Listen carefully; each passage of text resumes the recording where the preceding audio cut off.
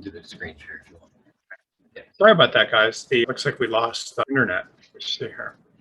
So I may have to. Okay. So this particular question was the first one again, but it says I'm 15, 20 person firm practicing. If you have questions, if you could ask them again, let me just figure out how to get those back. Give me 1 second. Ask the question. Yeah, so I'll just this particular question. So this person wrote, I'm practicing 15, 20 summer associate. I often feel jealous when I see other summer getting assignments that feel should be passed on and so forth. What I tell people when they're goal really is to get to the next interview, to the next, then you're not, if you do get the next interview, the goal is to get the job if it's a final interview.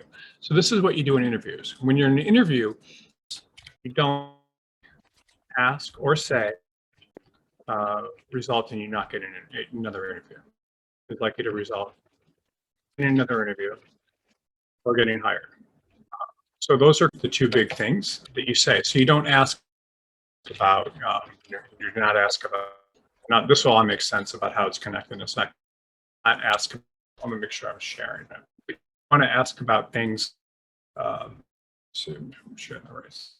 Give me 1 second. Ask about, I don't know, the firm and things like that. So, and the reason for that, it's going to leave in their mouth, and they're going to want to hire, etc., or whatever those kinds of things are. The rule is when you're a summer associate, is you basically want to ask about, you don't want to ask, you don't want to do things. It's it'll make it unlikely for you to get an offer.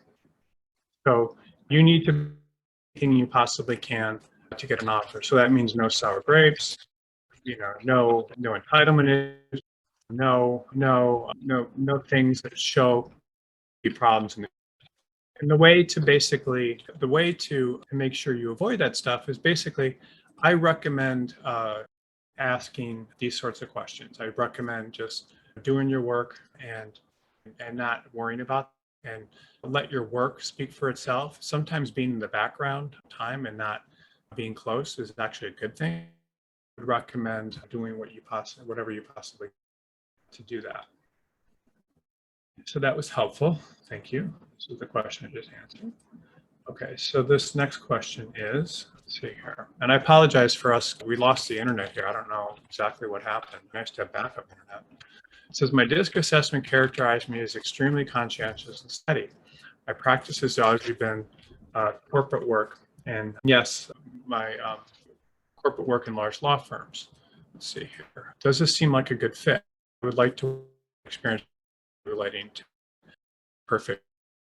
But yeah, I think steady is actually for you. The anxiety that you're experiencing actually just means that you're very conscientious and steady, and those are good character for you. So I personally would recommend doing whatever you can to improve on, to stay in the kind of work that you're doing. Aspects of the work you don't, that work where you're able to get exposed to high level work where the quality of your work is appreciated and will praise you for it and you like it is. If I was you, I would avoid working in environments where your conscientiousness and steadiness are rewarded. I don't know what titles you held, but if you're just very conscientious and steady and you're not in business or influence and that sort of thing and domineering, you might be a very good service partner or counsel or in a senior role. Do that, and sometimes people that are extremely talented like you are could be even part of large law firms and business comes to them. And so I think it sounds like you're in the right fit. It's actually good that you're trying to do a good job. Exactly what large law firms want to see. Okay, let's see. Another question, will this deck be available? Yeah, so we are actually taking all these decks and they should BCG. There's also, if you look up the title of this webinar, there's an article that it's based on. You can get that there as well. Talking about transactional lawyers, you mentioned many type of finance positions, or you mentioned many other finance. What other type of positions you mean under it? Well, by many other type of finance is a position. There's people that do things like put together agreements for packaging, a bunch of leases and selling them. There's all sorts of, there's secured transactions. There's all sorts of different finance practice groups. So you can find most of those on BCG, but most that would be finance. This is an interesting question. As a lawyer who graduated from law school, can you work hard and be at a good law firm? Absolutely. Lots of attorneys go to medical schools, they don't even do well and end up in the top law firms. Sometimes it takes a while for a legal career to take off. What typically ends up happening is if you do very good work and you're able to work on behalf of clients and you're able to make clients like you, then you can get into a big law firm just by as a partner as you get more and more business, and probably laterally to bigger and bigger firms. Another way you can get into a better law firm, you can specialize in a practice that's in demand. At different points in time, different practice areas are very in demand. And then if you're doing that practice area and specializing, you can move into a better law firm. One of the things that I would recommend for all attorneys really is to do what you can to always to specialize in practice areas where you or in any type of work, as long as it's not consumer facing, and end up in a big kind of law firm. And there's good law firm consumer facing, but the key really is to specialize and to get very good and known in your practice area. Some of the mistakes that a lot of people make is they will try to go into a practice area where they're not getting, where they're doing a lot of different things. So you need to specialize to end up in a good law firm, and then get better and known in your practice area. And that's the best pieces of advice I can give you to do that. This is a question: is a PhD in law idea at 30? I want to continue with a lawyer afterwards. What do law firms do when hiring a lawyer to work in for 3 years? Would a PhD be hindering my career for such a scenario? But yes, I do think hinder your career. It's counterintuitive. Like, why would a PhD hinder? It comes right down to it. The practice of law, it certainly is intellectual, and I don't mean that in a way of traditional intellectual, but it's more than theory. The problem with PhDs and so forth, you're getting a little bit of this stuff, and I don't mean that in a negative way. I think it would be very interesting to get a PhD. The problem is it's very academic. It looks like you're more motivated by academia and so forth than you are by practicing law. Certain firms don't even like it if you do a clerkship because they think they offer experience in clerkships. So it depends on. I don't think a PhD would probably be the best thing for you. The PhD, it's just a different thinking process. Even today, when I talk to academic attorneys and professors and stuff, it's the thinking, big firm stuff is just and actually all good attorneys, you cut to the chase, and there's a lot of theory, and the different style of thought and academic. And after an academic, there's nothing wrong with academia if that's what you want to do. But at 30 and you want to go, that a PhD is probably not your best idea, just because it is a career for women in terms of gender bias. How do they get a position in a law firm? Lawyers are great. And there's lots of very well-known and very good corporate lawyers, and there's a demand for corporate lawyers in law firms, and they're corporate. There's also been leaders of companies and women general counsels, and lots of women inside of firms, inside of companies that they get business from. So I think being a woman corporate attorney is a great idea. I've definitely heard about gender bias past, but I do know that if you find the right firm, you do very well. And in all areas of society right now, there really is a push to try to diversify the ranks of attorneys, whether it's women in corporate law or different groups of people, and that law firms are not to conform and be very similar to their clients. And so that is just in terms of the diversity of people and allowing different groups of people to get ahead without bias. And so there is, to some extent, in most law firms, and today there's some for mistakes that have been made. And so as a woman attorney, you may find yourself being more likely to be taken out on business pitches and learn than you would have in the past. So I think it's a great group of women. I think you have a better chance of getting ahead. This next question is, I'm confused between getting an LM and joining a good law firm. What should I do? What will help me better? The law firm is the best thing to do. The LLM is often, there certainly are important things you can learn, but practicing law in a firm is usually much different than the kind of work you would do just getting your LLM rule. I think you're more likely to be better off joining a good firm.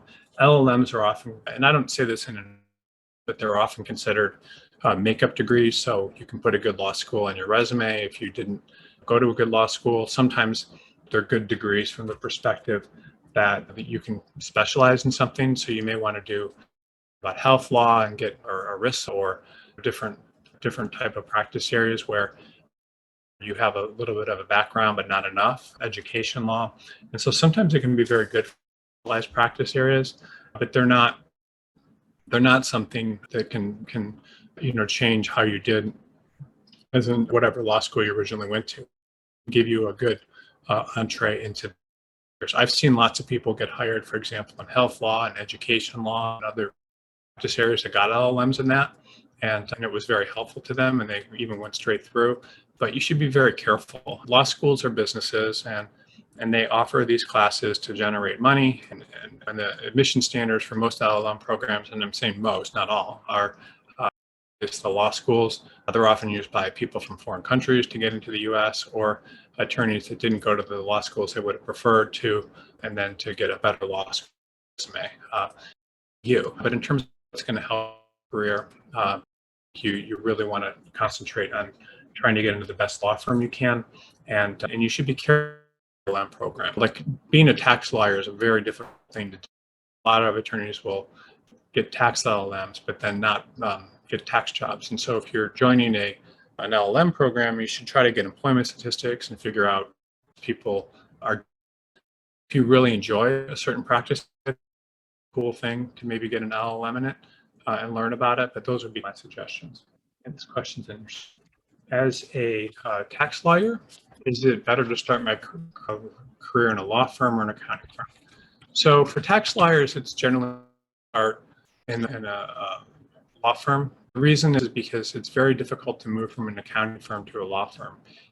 And people do it all the time, and I've certainly done it with several. But if you can get a job from right away, that's better off. The problem is it's very difficult to get. There's a lot more tax attorneys than there are tax than law jobs and jobs in law firms. So you need to really do what you can to transition in a law firm if you can. Now, getting a job in an accounting firm is not something that it will stop your career, and it's not mean you can certainly go to a law firm, but it's definitely much easier to go from an accounting firm than it is to go from an accounting firm to a law firm. The reason is most law firms will assume you didn't get a job in a law firm when you wanted to, and when you went to work in an accounting firm, because accounting firms traditionally pay much less than law firms, and so they will. Your brand isn't as strong if you start an accounting firm. But one thing I would say is if you're not trying to get to work a job in the most major law firms, the training you get in an accounting firm is excellent. The tax attorneys inside of accounting firms are just as good as ones in law firms, if not better, because they're surrounded by a lot of other people doing it. It's just there tends to be a little bit of prejudice against attorneys from working in accounting firms than there is the other way around. Okay, I'm glad we're getting more questions. I apologize for all these, for the interruption with this internet failing, which doesn't happen very often. I've yet to take a DISC questionnaire, but I'm very interested in doing so. My guess is I'll be high in dominance, medium in influential, medium on steadiness, and high in conscientiousness. Interesting. I'm also a law student who's been able to get a job at a big firm, so I'd be in the top. I always thought it would be a good fit, and my lack of success in getting a big firm job is a sign that I should not be at one. Absolutely not. So this is ridiculous. Because you didn't get a job at a big law firm while you're in law school or even after law doesn't mean you'll never work in one. I place people in big law firms several times. A company does that started off in small law firms, all of them. So it doesn't necessarily where you go to law school. It doesn't matter what firm you start out at. is the skills you have to offer the law firm. So everything is like a horse race, and you want to apply to large law firms after a year or two, you can.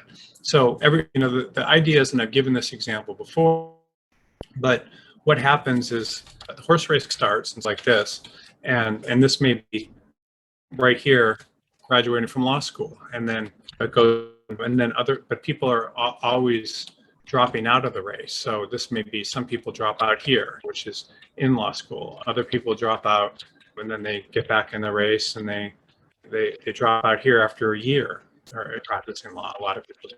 So your objective really, if you start, you can keep going, and the idea is there's going to be far fewer people than there were in law in your practice area after a couple of years in your location than there were when you started. So if you move to a certain market and you want to work in a big firm later on, there's really nothing stopping you getting a job there if you continue to apply yourself. Most people that went to great law schools, even if they didn't work as a summer associate, always get jobs in big firms if they want to eventually. You just have to think about everything that went wrong when you're interviewing, what you could have done different. Jobs you applied to, did you only apply through on campus, or did you apply other ways? And that's really how look into it.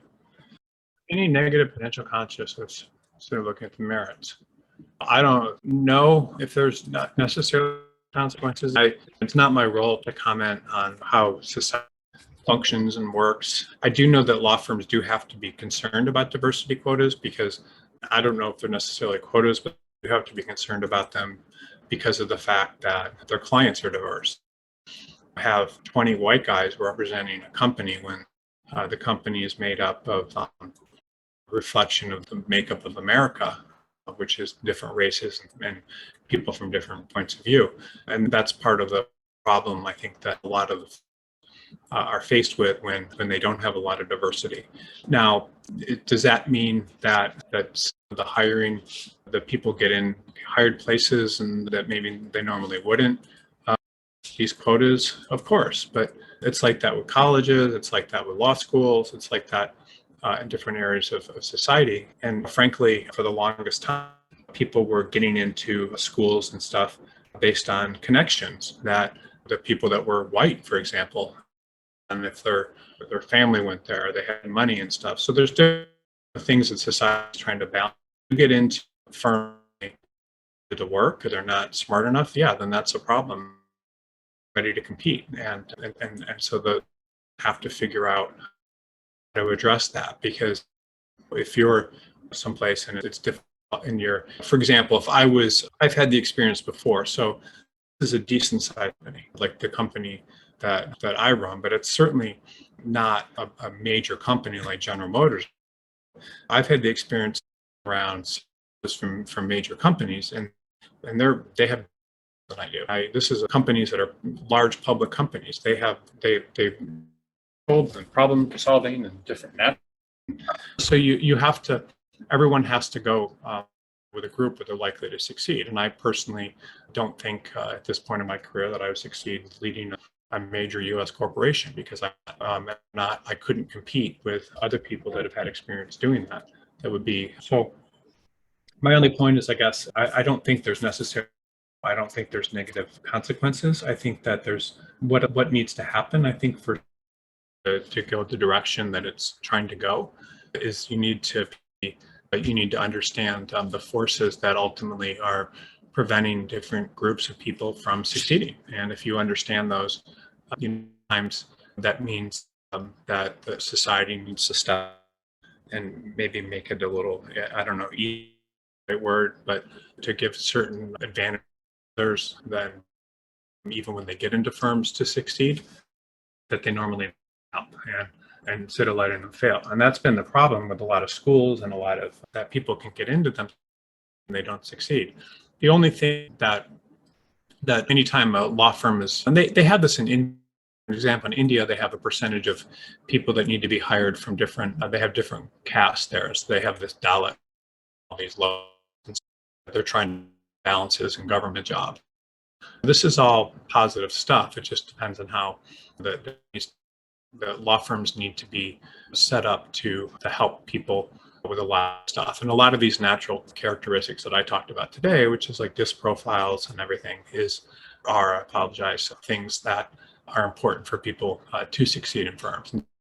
The biggest problem I see is when people do fail in environments, and then their confidence is hurt, and so that happened to me. If I went to try to be a CEO of a giant company, I might think that I should never lead a company again.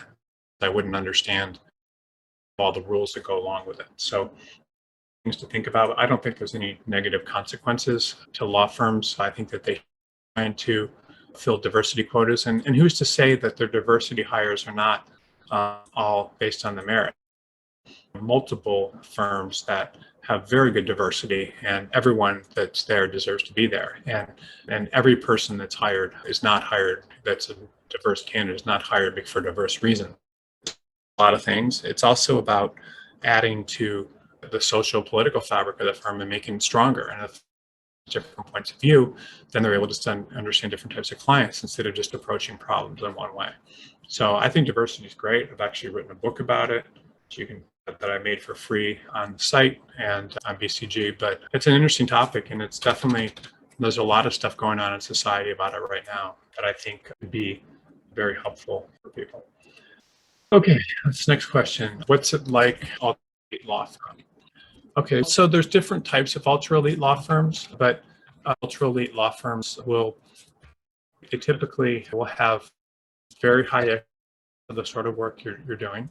They will treat you often with a lot of respect because you'll be assumed to work and so forth. And there's the partners there are venerated, and there's a distance between partners and associates, and the partners are often very competitive with them. And there's different types of ultra elite law firms, but for the most part, there's the ultra elite law firms. One of the biggest things are conscientiousness of the people that work there. So I would say, any characteristic of what I talked about today, conscientiousness is probably one of the most important things. And that means detail, spending a lot of time on work.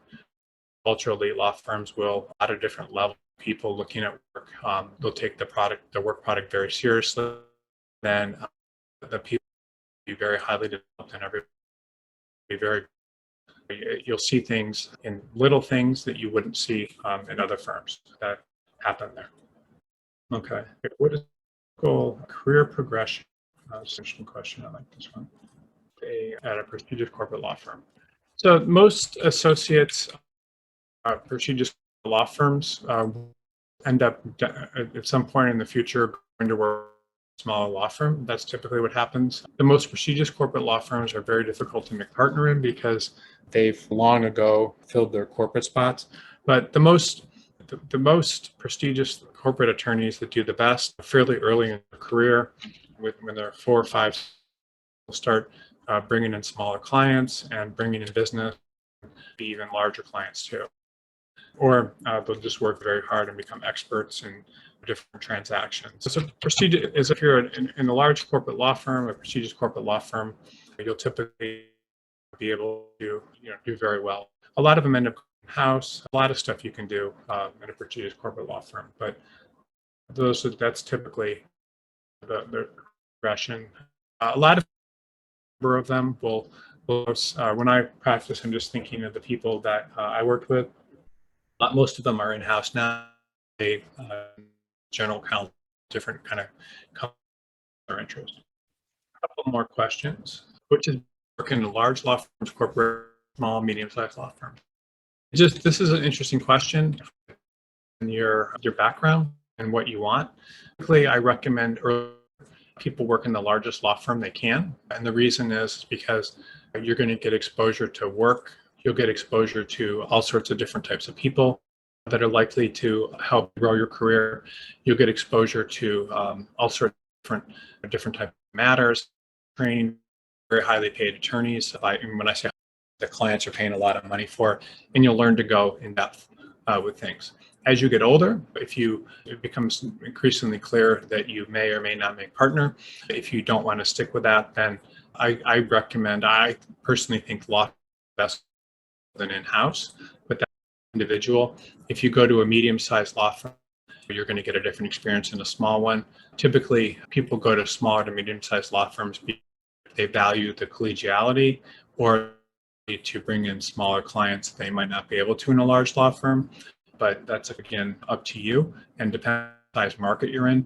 Typically, you're going to have more opportunities, the larger the law firm, to bring in large, and the smaller the law firm, more opportunities to bring in smaller clients. Corporations are good, but corporations aren't always stable. I've written articles about the advantages of working in boutique law firms, of working in large law firms, corporations, and I would recommend reviewing those.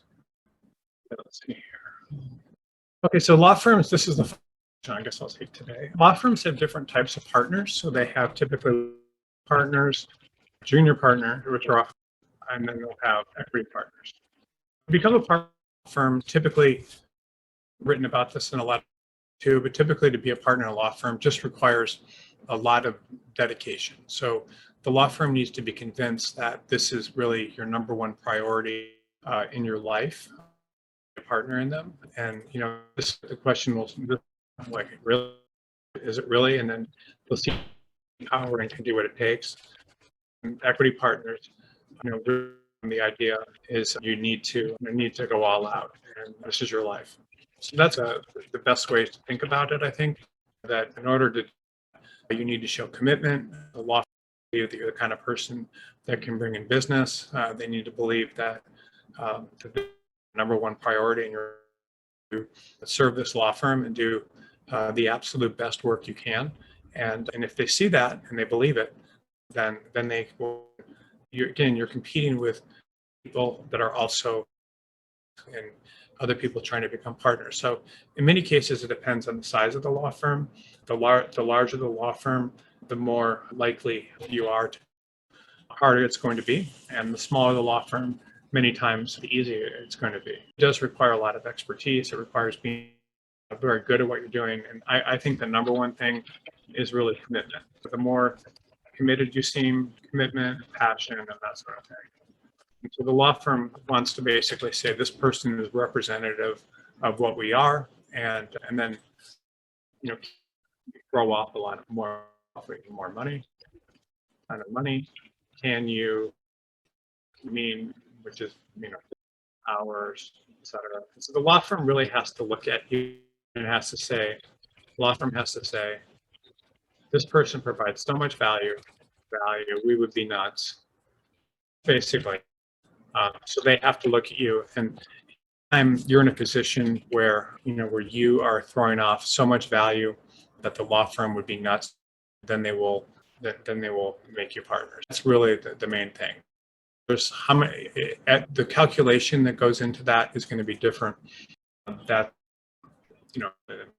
and then I think those are all the questions. So from being here today, I apologize that we had a lot more people on the call before that happened. But again, I'll be back next week, and thank you for listening. Okay, this webinar this week is about DISC profiles, but what it's really about is your personality type and the type of work that you should be doing. And it's actually this is a very important webinar. I think that if you understand this, and we are going to be offering free DISC tests on our site shortly, but if you understand DISC profiles and how they work, which it sounds like a very boring topic, but the idea behind any type of personality profile that you take is a lot of times people end up in the wrong professions or doing the wrong type of work because they're not doing things that kind of match their personality. Determining what type of person you are and taking one of these tests means that there's certain types of work that you should be doing that you may not be doing. So a lot of people go into the practice of law, especially now, and a lot of people are going to law schools because they believe that being in the profession is a way to make money, but there's certain characteristics of attorneys that actually make them very good. There's actually certain characteristics of different practice areas that make an attorney very good at their job. So that's what I'm going to talk a little bit about today, just to understand that. And the idea is if there may be actually different types of roles within firms that will match your personality as you go forward in your career. So you may start out in one practice area or in a law firm or in-house or with the government. And if you're able to find like an employer that matches your profile and your natural interest, then that makes you much better off in the long run. And you really do need to take into account your personality and the type of person you are when you start practicing law, and as you go through your career, because if you're unhappy, what's happening in most cases is different things that you believe are important, that are fundamental to who you are not being utilized. And if there's parts of the job that don't make you happy, then you need to go into parts of the job where things that are being utilized. So that's something to think about. And DISC profiles are interesting. I started using them a long time ago, like in 2001, 2002, and have used them fairly consistently, but in some cases sporadically in terms of making hiring decisions, and also allowing candidates to take them and law firms to evaluate people based on them. And it actually works. And determining the right setting and stuff for your skills is important. And a lot of people will go into different jobs and they'll be in the wrong skill. I see all the time attorneys go into the wrong practice area, practice setting, law firm, and many times they're in the wrong profession entirely. And it's understandable with people failing because they don't know themselves and what motivates them. And so I'm going to tell you today a little bit without you having to take one of these profiles, I'll give you a sense of how your profile may play out. And then there's lots of free DISC profiles online that you can take, and it will give you an understanding of other people, the kind of people you get along with, don't get along with, and you should be working with, and shouldn't be working with. So this is one of the reasons it's important, because if you're having problems at your job, my approach, and many times with a lot of my writings, has always been tough love. You have to shape up or ship out, and that's true to some extent. But at the same time, if you're not getting internal satisfaction, or what you're doing doesn't internally motivate you, you can't be something you're not. And trying to be something you're not is a real mistake, and something that motivates you, because if your job's not in alignment with your values, then that can be very harmful. So not too long ago, I was meeting, and he was mentoring me for a while. A man, he runs a $150 million company painting houses and doing work for HOAs around the country. And I wanted to understand some methods that he has to evaluate people, and what he's doing in his company to make him more effective. And to make him more effective. And he's a lawyer, and he's not a lawyer, and he's uneducated. However, he's become very successful by some tools that he uses to understand himself and also others. And he's the third or fourth incredibly successful entrepreneur that I've spoken with over the past several years that uses this same method to understand himself and others. And I used to use the same process for evaluating recruiters. But at some point I stopped and then started again. But the idea is that attorneys will fit into different types of law firms and practice settings, depending on how they see themselves. And the sorts of jobs that others want to plug you into will often determine whether or not you're successful. And I think a lot of times when attorneys are looking for positions and new jobs, is they believe they should be working with a particular group of people or a certain type of environment, when that could be honestly the worst thing in the world for them. And law firms that are hiring associates, partners, and others also should keep all this stuff in mind when they're hiring. So a good legal recruiter can help you narrow down the best environment for you, but you can also do a lot of this yourself. A lot of the skills that recruiters use and other people in the talent agent industry do is they will go and they'll look at your background, and they'll reach conclusions about the kind of environment that you should be in, and then they'll push you in that direction. But they're not always wrong. And the guy that developed the DISC tool, I think he was a psychologist and attorney, William Moult. I think he also went to Yale Law School. Maybe not, I don't remember. But I think he did. And it basically looks at the personality traits of dominance, influence, steadiness and supportive, and conscientiousness. So those are, and depending on who you are, you may be highly dominant, highly influential, or highly steady and supportive, and highly conscientious. And so different, as you can imagine, different types of attorneys have different personality types depending on that. Understanding how you fit in with these different personality traits can help you and tell you a lot about where you should be practicing.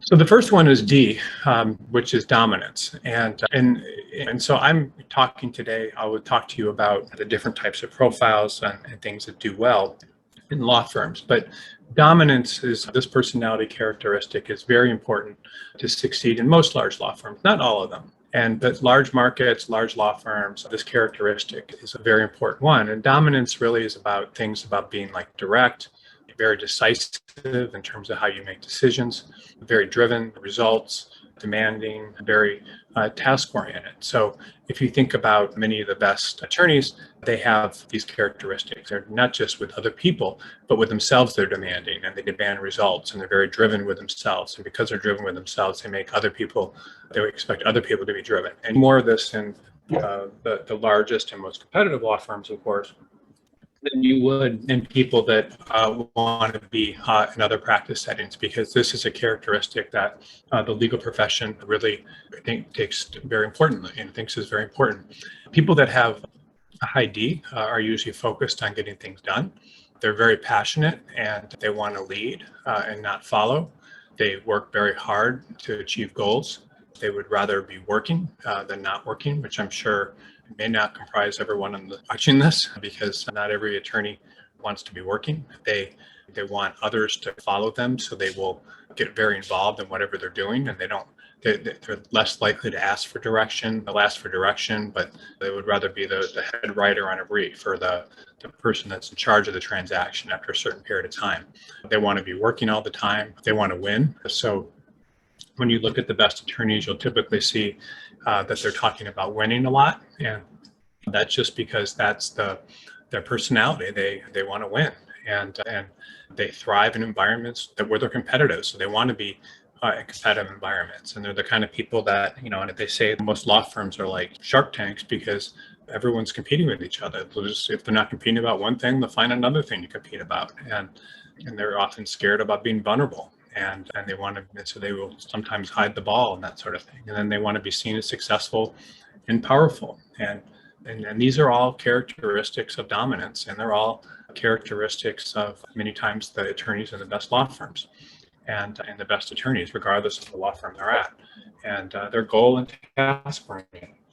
The attorneys, they may have been, in most cases, have been dominant personalities there for the longest time. They wanted to go to the best colleges or do the best they could in college.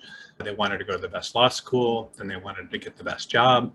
They may be consider themselves in constant competition with other people, regardless of what they're doing. And then they also get into the best schools because they're able to do better than those around them and stand out. And they often will have the best grades and most curricular activities. They'll try to be president of this and that and the strongest looking backgrounds. And I don't know why people are that way, but these are just natural characteristics of people that are dominant. If you're dominant, then you're probably very suited to, and it doesn't mean it's the only characteristic, but you're probably very suited to working in large law firms and doing well there. And these people that I think in many cases they're that way because they want to prove something. They want to prove something to themselves and others and to their parents, but they're perfect for major law firms in major cities. Most people that are very successful, they need to prove something. I know I was reading about Elon Musk the other day, and he was bullied as a child and right up until his teens. People made fun of him and pushed him around and beat him up and stuff for being nerdy. And look at him now. And same thing with Bezos. I met someone not too long ago that was in a club with him at Princeton, and just said he was very nerdy and socially awkward and all that stuff. So there's nothing wrong with that. I mean, people become very successful in many undertakings. They have something in their background that's motivating that. It could be proving something to their family or people that didn't believe in them. Who knows? But the thing is that the feedback you get from ultra-competitive law firms and high-paying law firms is often not that great. So you subject yourself to long hours and so forth because you want to get that you want to get a little bit of positive feedback, and you want to compete, and you want to feel like you're achieving something. And people kill themselves for it. It's like the Spartans. They will go into battle and they'll die and they'll prepare and work all the time. And it's important in a major law firm. It's not every law firm attorney has to do that, but if you do want to work in many competitive environments, this stuff should come naturally to you. So you should be asking yourself if you have these characteristics, because it's very difficult to get ahead in most of these things if you're a wallflower and you're not competitive. You need to be motivated. And I don't make up these rules. It's just kind of how it works. And I meet attorneys all the time that I can tell have no business working in large law firms. And frankly, and these are the people that I like the best. and I've been in friendships with them and dated them in the past, and because they're actually much nicer people many times to spend time with than the competitive attorneys that are, you're constantly thinking about work and stuff when you're with competitive attorneys. But the attorneys that don't really belong in firms are typically very nice. They're not competitive enough. They're very willing to follow. They're not that driven. They typically don't have anything to prove to anyone. Often they had very good childhoods, and they're just very kind of content. They get along well with others, and they may be very smart and gone to good law schools and have other abilities, but they don't necessarily belong in large law firms. And so there's nothing wrong with that. And people come out of the best law schools every year because these law schools don't necessarily screen for that. They go to Harvard and Michigan and Columbia and all these other incredible law schools. And they're very good students and test takers, but that doesn't require being confrontational. They just, and having the dominant features, these law firms and the people in them would eat them alive. And they do. They go to big law firms and they get spit out like a virus, and they don't like it. They're not happy, and there's nothing wrong with that. It's okay to be smart, but just because you're smart doesn't mean you're dominant, and that's one of the things to think about. And that doesn't mean you don't belong practicing law.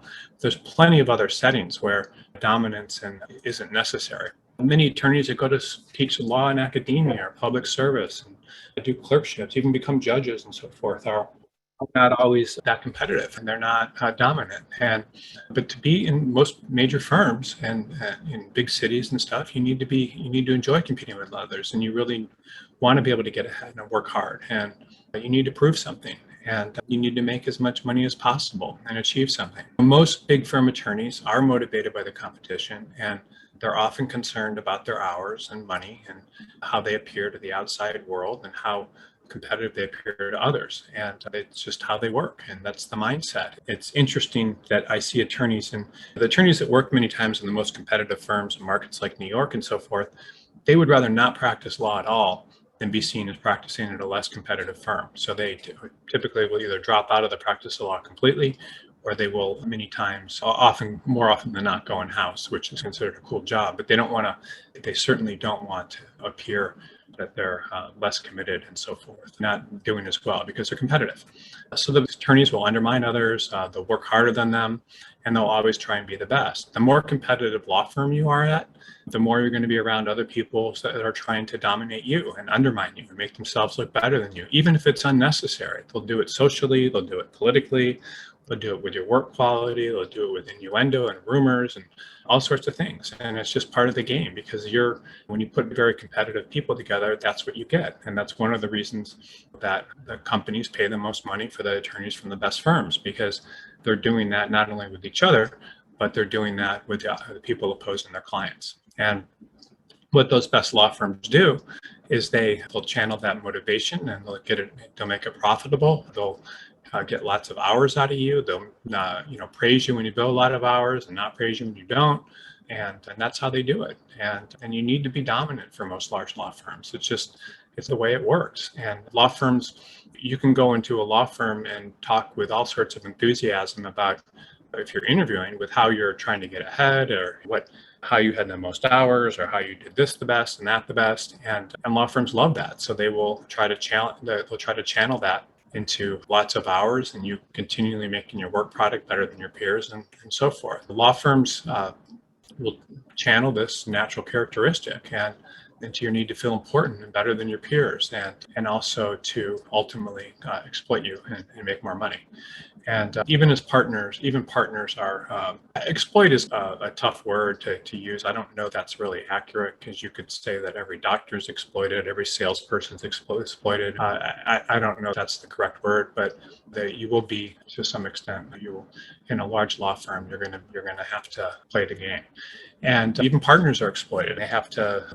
They're constantly on the pressure to bill more hours and to do more of this and more of that, and it's just a hamster wheel. And people that do it, the idea of fulfillment comes through that, and that's what the firm is channeling that into, and because of that, the dominant thing, you need to get strength from the idea of competing with others, and not feel weakened by it. So what happens is, when you get into these kind of environments, if you're not necessarily dominant, you may become, even if you are dominant, if you're in a too dominant or competitive environment, you may become stressed and unable to handle the ramifications of mentally of working so many hours and comparing yourself to your peers. And so I've seen this happen just countless times with attorneys that don't necessarily belong in that type of environment. So if you want to be part of a large law firm, you're generally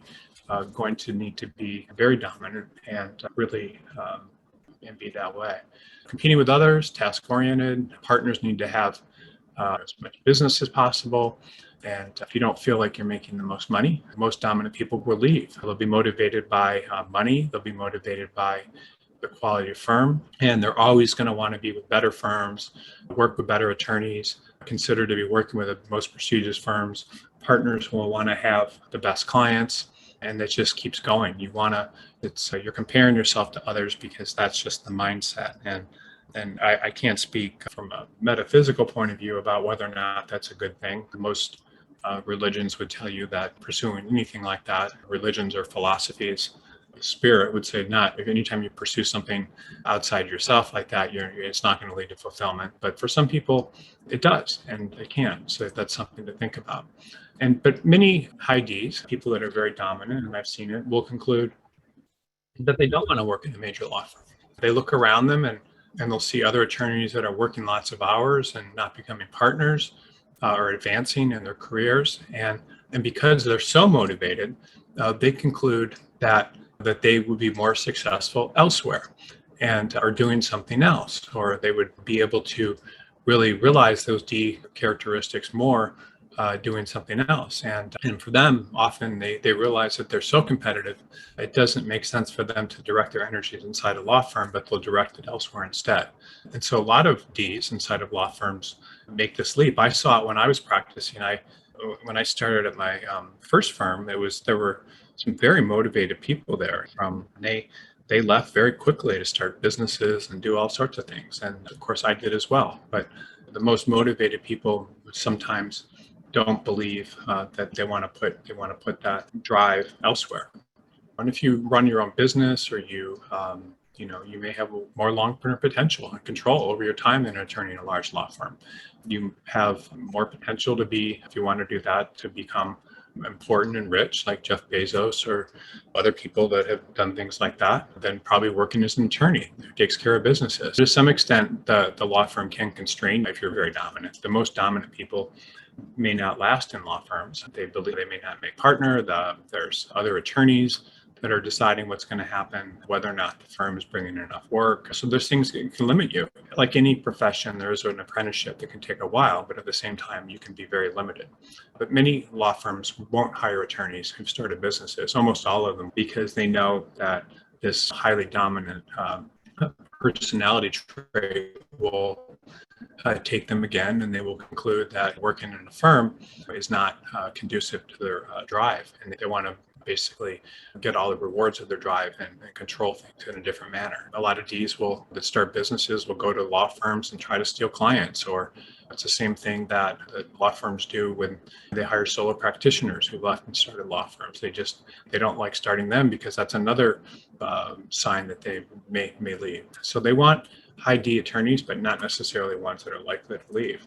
And law firms hiring attorneys always calculate whether or not the person really is suited to working or practicing law in a large law firm, and understand whether or not the person is motivated and high D enough to succeed. The best practice settings traditionally for high Ds are large competitive law firms. Solo practitioners are having their own firm, being a business owner, leading companies. They can do very well at that. They can be good prosecutors because they get the authority and their role. Major cities are a good place for them many times if they're in the right firm. Being a general counsel of a company can be good. I mean, it may not, depending on that. But the dominant personality needs to feel important, and they need to also feel like they're in control, like they're accomplishing something big compared to their peers. And it's funny when I look at resumes of very high D people, they'll always say stuff like, I was the first person to do this, or I got an award for doing this, or I was, people told me it's the best of this, the best they'd ever seen. And those type of characteristics are something that typically large law firms, and they can channel that into things. So the worst practice settings, if you're a very high D and you find yourself very competitive, and you find yourself someone that is likely to have issues with working in a law firm, or if you find yourself in a job where you're unhappy, a high D is not going to like most routine government jobs. People are kind of all equals in most routine government jobs, and there's not a lot of room for showboating, and typically the attorneys may not be as competitive with one another. Academia can be a bad place. Public interest can often be a bad place unless you're leading the public interest organization. Judicial can sometimes often be a bad place because you're not competing with other judges, and that could be a problem. But you're certainly the center of attention, and so I don't know, that's a little up in the air. Small town legal practice, also most in-house jobs aren't the best jobs for high D people. They typically will get restless and want to do something else. So most dominant people want to be the center of attention and feel like they're accomplishing more than others. And they want to make as much money as possible and be seen as successful and powerful compared to their peers. And these positions just often don't allow for that.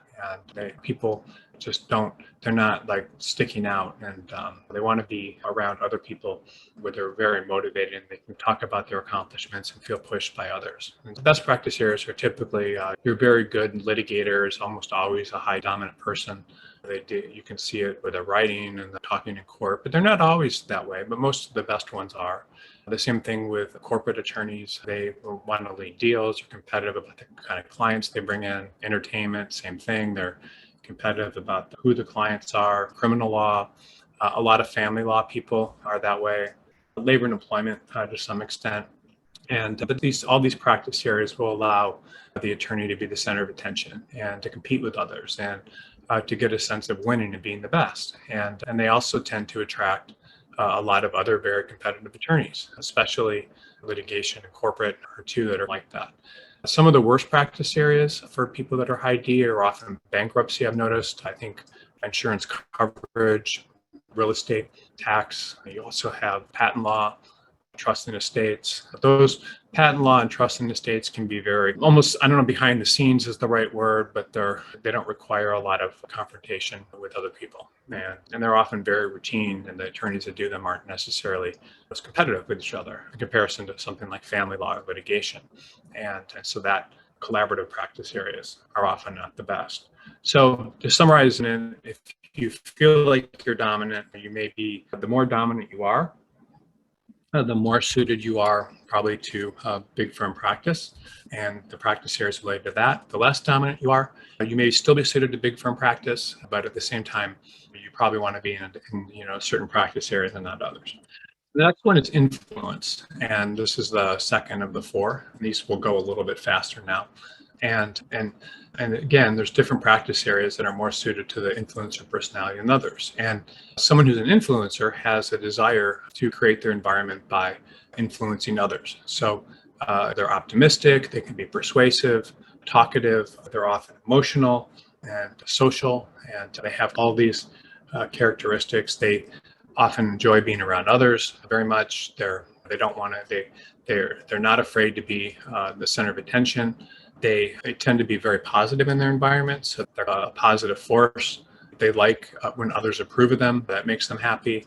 They like to talk about ideas. They typically do not like spending time alone because they need to be able to influence others. And because of that, they're often considered people that don't necessarily like a lot of ideas and are perceived to be disorganized. When they go to social events, they're always asking who's going to be there, and they're going because they want to meet people. And the most suitable practice area for most influencers is litigation. The litigators write, express their ideas, talk, and be heard. They can get approval from others in court negotiations and so forth, and they enjoy going up against other attorneys in court and verbalizing their ideas and convincing clients about something and then bragging about what they've done later, and all those things are exciting for them. And they also like the idea when they're working that they're constantly interacting with others to get things done. And litigators will always like to talk about how they want single-handedly won a case. It was their idea, and they always take credit. And it's funny actually, but it's what the best ones have as a characteristic. And the problem is that this personality type isn't always, people that are very high influencers aren't always the best characteristic for large law firms. They're not always the best attorneys for large law firms. And because a lot of large law firms are actually looking for soldiers to do the work and not necessarily associates in the spotlight. And the same thing in law firms, there's partners that are service partners that are behind the scenes. And so they're not always influencers. You have contract partners and counsel and things and may be very good at the work, but they're not into drawing attention to themselves and taking credit. And a lot of times very high influencers sometimes will not survive in the largest law firms because they often are too eager for praise and so forth earlier in their careers. They'll actually leave even if they're very good at what they're doing if they're not getting coddled earlier in their career. And the most classic kind of high influencer move is litigators, that they'll move places because they want more courtroom experience or trial experience, and they'll move firms due to that. And the reason is most high influencers are unlikely to be happy in major law firms. So it's important for them to really have the opportunity to talk to people. They won't be happy in large law firms because they'll often be behind the scenes, like writing briefs and doing discovery and things and working on memos, and they really need to get out of their shell and be seen. And so they'll often do things where they can be the center of attention, even if it means less money. And they're constrained by large law firms many times. And I've seen in my experience that many of the highest influencers don't do well inside of large law firms. They have enough influencer personality to write good briefs or to that sort of thing, but they don't necessarily need to be the center of attention. And the people that survive as litigators sometimes in large law firms are not always the highest influencers. They're often much more comfortable behind a desk in a court. And large law firms like this because many times the partners that are litigators are the influencers, and they don't want people around that are challenging them too much. And same thing in large corporations. When they work for them, many lawyers are more technicians. They're behind the scenes, and they're attacking the work product technically of the other attorney that may be coming at them for whatever reason. And then other practice areas, patent law, tax, ERISA, real estate, technology transactions, trust and estates, and corporate law are really much better suited many times for attorneys that aren't necessarily influencers. They're probably going to be more interested in being technicians and not grandstanding and that sort of thing. And one thing to understand too is that if you're an influencer, then it can really depend. You could be happy in firm. The first firm that I worked at was only litigators, and the majority of the litigators in that firm tended to be influencers. And then the next firm I worked at was primarily a corporate law firm that had litigators in it. And so there, the litigators were actually, most of the people inside the firm were actually not influencers. They were different because the culture had been built around servicing large institutional clients and being in the background and not drawing attention to themselves. So it just depends on the firm you're with, but different firms will award that influencer personality and other firms won't necessarily reward that personality. And so the best places for your influencers are really going to be anywhere, the practice settings are going to be anywhere where you can influence others and be around others. Influencers get strength from being around other people, and that is something that really helps them. So political office is good, public interest is good. Many law firms welcome this personality. Sales jobs that do or do not require a law degree. Sometimes academics is because the influencer can talk to other people. And high influencers really want to be around others and have the opportunity to shape them to their point of view. And they're social, and they really want and crave environments where they can talk to others and influence them. And the worst practice settings are typically places where the attorney isn't around others and can't influence them. So that would be like often sometimes being a solo practitioner to some extent, depending on the solo practitioner. I don't know. Depending on the solo practitioner, the type of solo practitioner, that can also make a difference. And law firms that stifle the person's creativity are also not good. And many corporate environments where the attorney also may be faceless and nameless are not good as well. Those can be bad. And the big thing to remember is high influencer attorneys want to have their ideas heard, and they want to be around people who will listen to them. And any practice area that doesn't allow them to verbalize and talk to others and communicate with others closely is likely to make them feel like they're doing something wrong. And many influencers will leave firms, and you may be in the situation when they feel like their ideas are not being taken seriously, or they're not around people to discuss their ideas with. The best practice areas for most influencers are going to be litigation. Depending on the type of corporate work, some type of corporate work does allow for a lot of people to spend their own time around each other, but most of it doesn't. But some types of corporate work, the entertainment law, like being a corporate generalist, or different types of corporate where you're meeting with clients a lot or meeting with other attorneys can be useful, but other ones not as much. Entertainment law is a good practice area for influencers. Criminal law, family law, a very good one. And then some of the worst and labor and trust in estates to some extent, if they can, go out and talk, meet people, a lot of different people, but most trust and estates attorneys really aren't much of an influencers. And then just different practice areas where they can be the center of attention and compete with others and get a sense of winning and be the best. And then I think the worst practice areas are practice areas where an attorney may feel isolated and as if they're not connecting with and influencing others. So sometimes real estate could be that way, tax can be that way, patent, risks, many types of finance. Overly clerical or transactional work that doesn't necessarily involve people and influencing them, it can also be quite limiting for attorneys.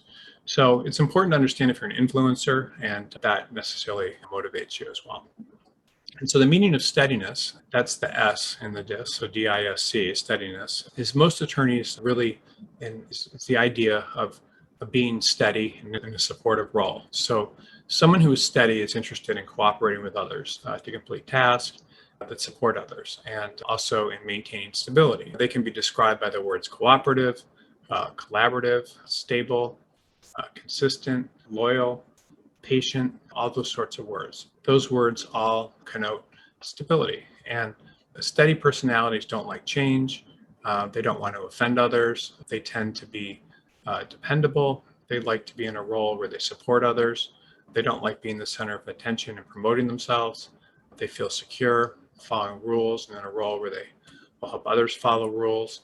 So these are all things that are important to a steady personality. And those are things that, attorneys in large law firms typically need. They need to be accepted by the group. They typically will like working with teams and cooperating, and they like consistency, but they don't enjoy confrontation. So the steadiness personality actually is something that I have found applies to a lot of lawyers, because lawyers like to be in a role where they're supporting clients behind the scenes, and they're not necessarily the center of attention. The best lawyers will really take a lot of pride in the fact that they're helping another person with their problems and solving it. And so it's really more about the client than them. And most middle-class professions, which an attorney is one of them, and most professions are middle class, and I don't mean that in a negative way, but a profession, people like steadiness. Lawyers that work in most major law firms, rather than on their own, value steadiness and being part of a group. And the idea of going to good schools, to work for someone else, centers around supporting the need of someone else in exchange for a steady paycheck. And attorneys, by their nature, are representing the needs of others in the market. They're supporting them by protecting them from issues. Most look out for their client's interest and try to guard them against problems that might disturb the status quo. And then if you're representing a client in a transaction or a litigation matter, your goal really is to bring things back to a state of equilibrium for the client so they can complete the transaction, settle the case, and so forth. And a lot of attorneys will value steadiness more than others. But if you value it a lot, most attorneys that value a lot of steadiness will typically go into transactional work, I've noticed, or they'll want to work with others where they feel like they're cooperating. And a lot of people that are natural attorneys will very aggressively gravitate towards rules and help their clients follow rules. And if you're not a natural attorney, you may look upon your role to support others, be more concerned with yourself. And certainly a lot of attorneys are concerned with themselves, but the natural personality type of someone that's very good at it is about helping others and being motivated. And you need to really enjoy supporting others and solving their problems and contributing to the success of groups through your actions and being excited about solving the problems of others. And most happy attorneys really will prioritize this over their own needs. And if you're not motivated by that, you're typically not going to be that happy practicing law. And one of the problems I think that has happened over the past several years, 50 years compared to what it was 50 years ago, is that law has become more of a corporate type function, meaning it's starting to be run much more like large corporations are running themselves. And it's become quite depersonalized compared to what it may have been 50 years ago. Steadiness personality is really geared towards assisting others, cooperating in groups, and not feeling multitask. And in a large law firm, attorneys need to support others can often be pulled in a lot of different directions. And an attorney may be in a position of these days of working with a corporation that never interacts with it or never even talks to anybody. And the other attorneys that they work with, there won't be necessarily a cooperative atmosphere. It'll be something different. And attorneys will be in a kind of a hostile environment where people are leaving all the time. And so the attorney never feels safe. And so large law firms are often something that many attorneys don't like because many people do go into law because they do value this personality trait. And so they get into a law firm and they realize that this kind of trait of steadiness isn't really going to be rewarded. And so they often want to go in-house and they say they just want to work with one client, and that's often true. And they want to feel like they're supporting a client and making a contribution.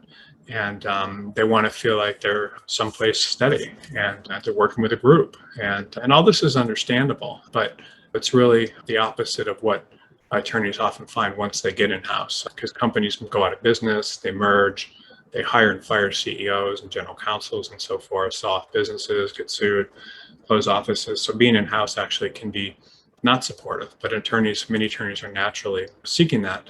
And what I did say earlier is that 50 years ago, the law was much different, and that was before large law firms got very large. And once they got large, they became like corporations. And before that, a much closer relationship between clients, and attorneys would join a firm and the firms were much smaller and they were just different and they were. I said a lot of attorneys that work in smaller to mid, which things like Wisconsin, Grand Rochester, all these kind of smaller to mid-sized markets, they often have much longer and have years trying to work in the largest markets. I think a lot of that has to do with the fact that in the mid-sized markets, the attorneys protect each other more, and there's a little bit more of a steadiness there. There's less pressure to make a lot of money because there's not as many ways to spend it, and it's just not as much theirs or maybe in other areas. They often will do much better. I think the attorneys often protect more because they're connected and the communities are. I don't know all the reasons, but those are some of the reasons. And I've noticed that a lot of attorneys, regardless of school, are just much happier and enjoy the practice of law much more in these markets. And they really do not salivate like mad dogs thinking about going in-house, or you have much happier. So this is because firms and medium to smaller size markets really support natural kind of demand that the natural, a lot of them do have for steadiness. The best for most to feel secure are going to be government roles. They have a lot of long-term employment, hopefully have long-term employment. Times there's support roles inside of law firms. So those could be things like, and sometimes even staff positions or working with attorneys doing inside of a law firm.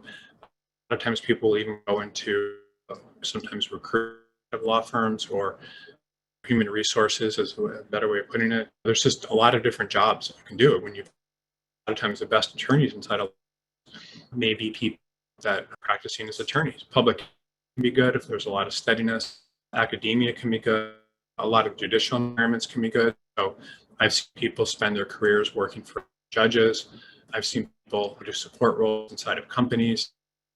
A lot of times we're very happy working in small family-owned law firms. Like I said earlier, small to mid is also a good one. Many times not as much conflict.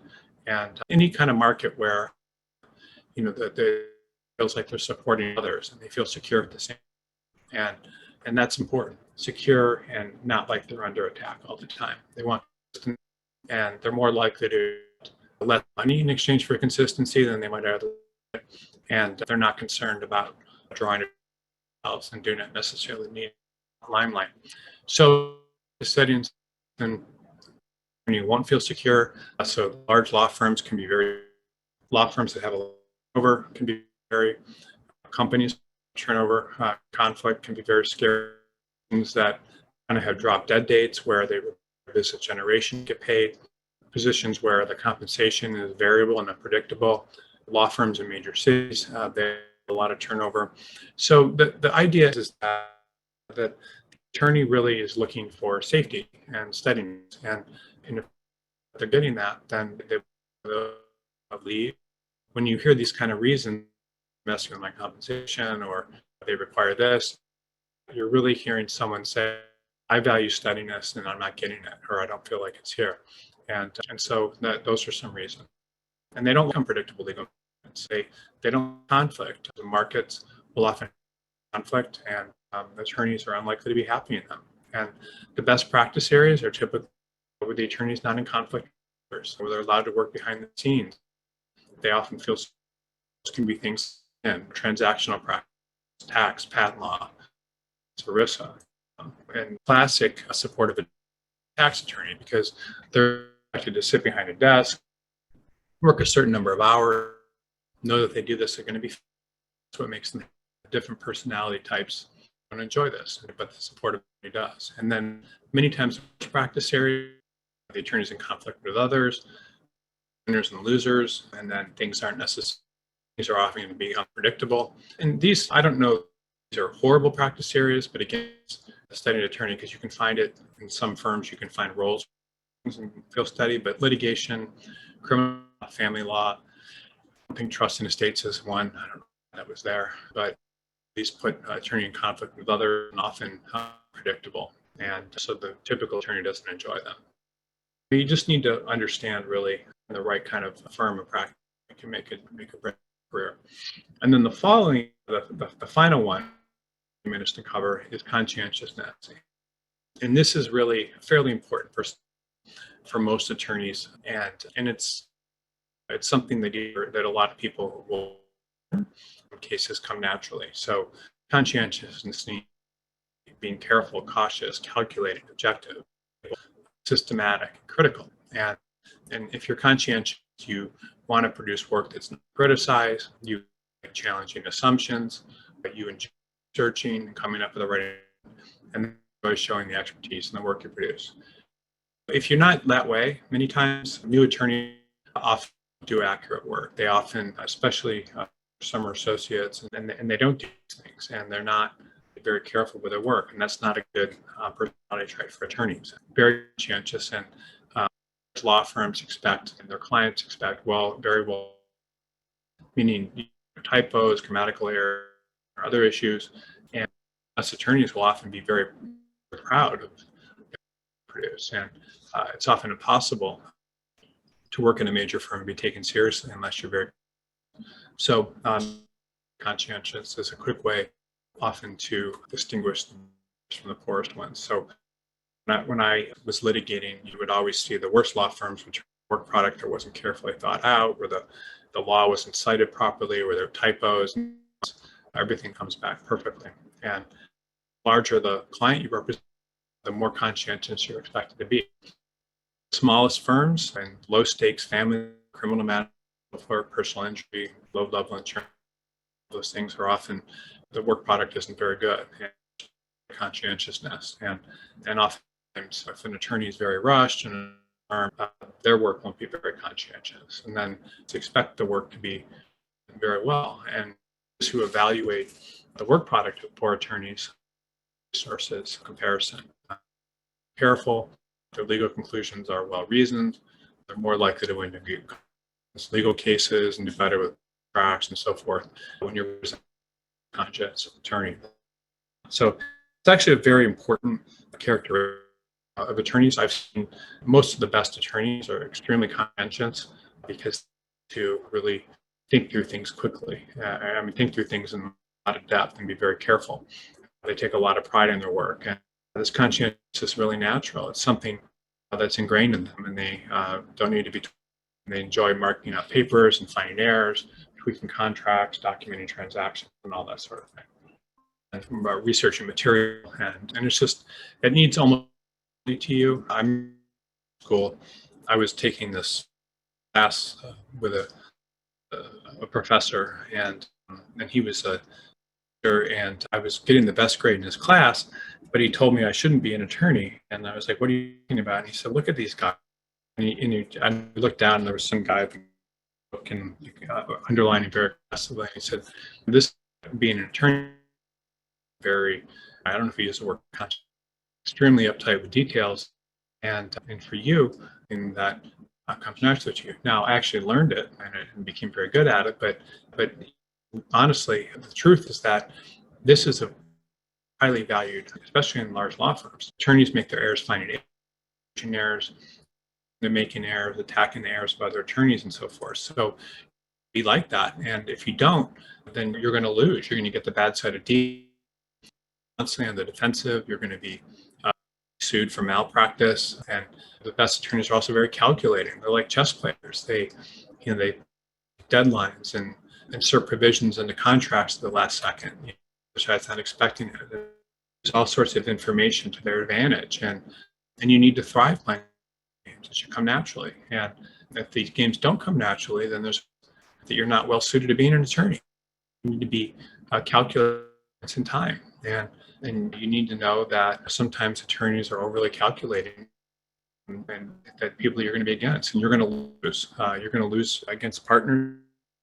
They rip up your work. You're going to lose things for your clients, and it's just not a good thing if you don't have it. And this is something you can develop, but you need to really get a passion for details. And you can certainly practice settings other than large law firms. If you're teaching, you're debating ideas and coming up with theories and so forth. And I've noticed that a lot of law professors, that they're not lawyers practicing, and their thinking's not as crisp, but they're open to new ideas, and they come up with really brilliant things, and that helps them, and it helps their law firm is much. So most of the least conscientious will find themselves working in facing branches or professions with legal skills, but aren't expected to produce flaw. And that's as a general rule, and I don't know why it is, but the most conscious typically go to the best law schools, and often they get because they have always been conscientious with all the doing, and they bring it into tests and stuff. I don't know, but best practice settings for your conscience are big. Anywhere work is being done at a very places, high emphasis on quality, structured legal environments. Judges often reward that. It can be very important in some environments. People that went to top law school, worked in top firms, often are conscious. All of them are. Law firms that do work for big companies or another. And most attorneys typically end up with the largest firms or with the largest clients. Go where there's money with that. And most lawyers and major law firms are very conscientious. If you are conscientious, you're not conscientious, then don't want to work in these kind of environments. Like high quality standards. There's poor, unstructured environments, many small and small towns. You'll go crazy because you'll be facing law firms because you'll see and being sent out that's not good. And I'm saying that all consumer facing attorneys are conscientious. Consumer facing is like divorce, consumer bank, personal injury, different things. And there's see some that are really conscientious, but they're oftentimes more likely to be less conscientious attorneys for major law firms because they have to get work done quickly. And that's just, and practice areas typically can be a perfectionist. And with the law firm will allow them the time to do that. So would be there's certain firms that will only give a patent amount of time to write a patent. And the best patent attorneys often do because they feel like that they go into much as enough detail. I don't know. But so any practice area where they feel like they can pay for doing good work for them. So tax can be good, ERISA, patent that often are the most conscientious. But litigation being conscientious, corporate requires you being extremely conscientious. But if you're that, be helpful. And then the worst practice areas typically are conscientious are the ones where for money. If you're doing consumer-facing bankruptcy, personal injury, criminal law, things may be required to. So the exercise and I would encourage everyone to take one of these personality tests. There's a ton of online, including one we're getting ready that we've developed to BCG for attorneys. But it's really you need to understand what your personality strengths are to avoid practice areas and you're unlikely to do well. So I will take questions. I hope there's a lot of questions today. I'm going to take a quick break for just a couple of minutes, and then when I come back, I will answer questions about this or anything you guys have about girls, about ladies, about any of the questions, career. And this is my favorite week is answering these questions. I love these questions. They're all anonymous, and I'll answer questions that you guys. Thank you.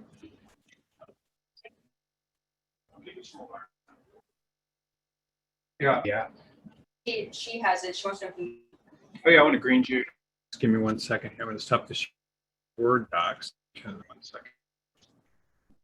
To ask you guys any questions you have about anything, because the questions are all very helpful for other people. Let me just share my screen. I'm practicing at 15 to 20%. Let me see. I often feel frustrated or angry or jealous when I see others from assignments that I feel I should be past tense. I feel my supervisor plays favorites with another associate because I prefer working with women, etc. Exactly why, but that is dynamic. Is this sick on my part, or should I just ignore it? I need to activate. Okay, so that's actually a great question, and I like that question. So I always tell people